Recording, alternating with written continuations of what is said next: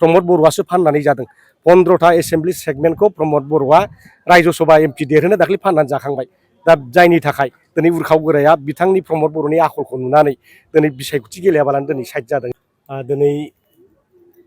जोबथा नमिनेसनलाय गथायनाय दिन दा बेवहाय जोंनि क'क्राझारनि साबा बिजाथि खेबसेयैनो गथायदों दा बेवहाय जों नुनो मोनदों जे जनसमुद्र बेवहाय दिनै जादों खमसे खम बेवहाय 1.5-2 लाखसो मानसिफ्रा दिनै जमा जानानै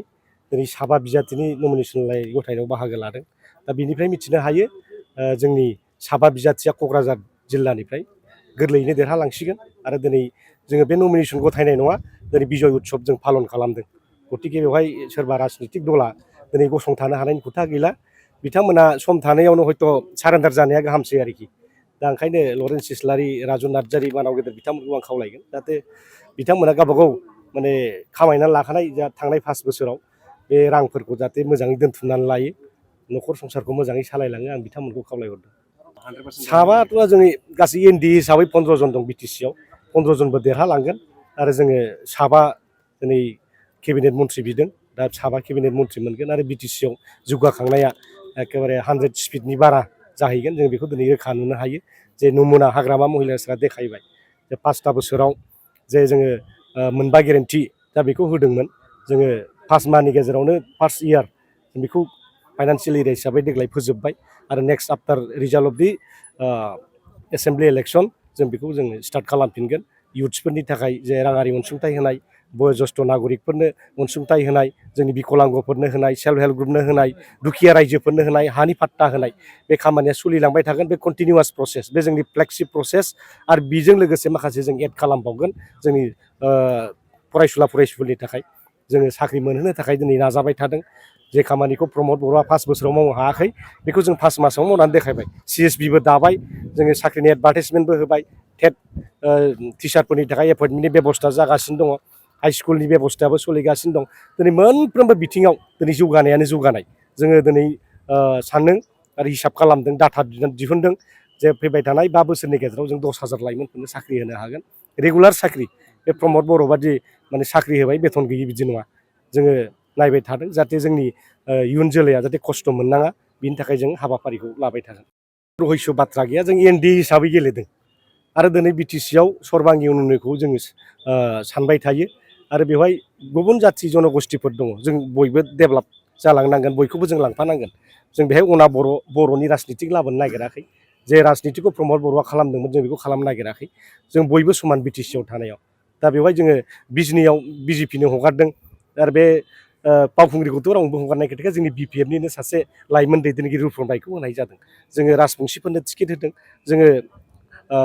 मुस्लिमफोरनो टिकेट होदों जों बयबो समानै थांनानै थानांगोन जाहाथे बिटिसिआव बिभिन्न जाति जनगोष्ठीनि गेजेराव आरो भुल बुजा-बुजि जाया दा बिनि थाखायसो होनाय जादों बे सोरजोंबा फाननानै जानाय मानायनि खोथा गैया प्रमद बर'आसो फाननानै जादों 15था एसेम्बलि सेगमेन्टखौ प्रमद बर'आ रायजो सभा एमपि देरहोनो दाख्लै फाननानै जाखांबाय दा जायनि थाखाय दिनै उरखाव गोराया बिथांनि प्रमद बर'नि आखलखौ नुनानै दिनै बिसायख'थि गेलेयाबालानो दिनै साइड जादों जिरन बसुमतारिया इलेक्सन गेलेयाबालानो साइड जादों दिनैहाय भुपेन बर' बिथाङाबो सिटिं एमएलएमोन बिथांमोना साइड जाजोब्बाय मानो होनबा प्रमद बर'आ थांनाय रायजो सभा बिसायख'थियाव गासिबो इलेक्सन माबाखौनो सेगमेन्टखौनो मोनबा 15थाखौ दिनै सेस फाननानै जाखाजोबदों ओंखायनो बिथांमोना देरहाया प्रमद बर' बादि लबिया मानसि प्रिथिबियाव नागिरनानै मोननाय नङा आरो आं खावलायगोन जायफोर थगायनो रोङा बिथांमोननिफ्राय सोलोंनाया मोजांसै आरोखि थगायनानै जानायाव दा बेफोरबायदि बिश्व बिख्यात थगायनानै जाग्रा दिनै सारा प्रिथियाव नागिरना मोननाय नङा बड'लेण्डआव मोनगोन बिनि मुङा जाबाय दिनै प्रमद बर' बे प्रमद बर' बिथांखौ जोङो बिटिसिनिफ्राय दाख्लै प्रमद बर' हाथाव बिटिसि बासाव बेखौ जों रायजो राजाफोरनि अनसायनायनि गेजेरजों जों खालाम हाबाय आरो दा जों दिसपुर सल' जात्रा बेखौ जों आराम्भ खालामदों दिसपुराव थांनांगोन 15 जन एमएलए थांनांगोन साबा मन्थ्रि मोननांगोन आरो बिटिसिखौ जों गोंगा मागा खालामनांगोन सनानि बिटिसि जों बानायनांगोन बिदा फंबाय अनलायनाय सेंग्रा सिख्लाफोरखौ खामानि मोनहोनाय आरो बिभिन्न जाति जनगोष्ठीनि गेजेराव अनलायनाय लाबोनो बे हाबाफारिखौ जों लागासिनो दं बे गावनि बेक्तिगत खोथा बे मा सानदों मा बुजिदों जेबो बुजिया माने बिथाङा साननो हागौ एनडिएजों थाबाय मुस्लिमफ्रा खस्थ' मोनसिगोन बाट बे नङा आरोखि जोङो बयखौबो समानै लांनोसो दिनै बे खामानिखौ मावदों बिथाङा गाव बे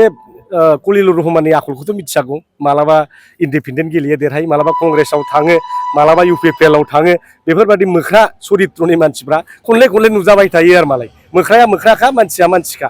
दा बेवहाय बिथाङा दिनै আমাৰ দল ত্যাগ কৰিছে আমাৰ একো মানে ক্ষতি নহয় এই বান্দৰৰ নিচিনা জাপ মাৰি থাকে কেতিয়াবা ইণ্ডিপেণ্ডেণ্ট কিলি জিকি যায় কেতিয়াবা কংগ্ৰেছত সোমাই কেতিয়াবা ইউ পি পি এলত আজি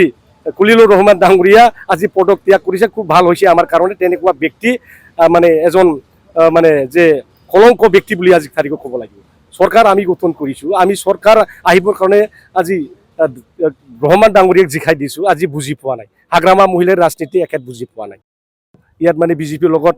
চৰকাৰ কৰিলে আমাৰ মুছলমানসকলক কষ্ট দিয়া হ'ব এনেকুৱা নহয় হাগ্ৰামা মহিলাই স্পষ্ট কৈছে ইয়াত বসবাস কৰা আজি মুছলমানসকলক কোনো ইয়াত মানে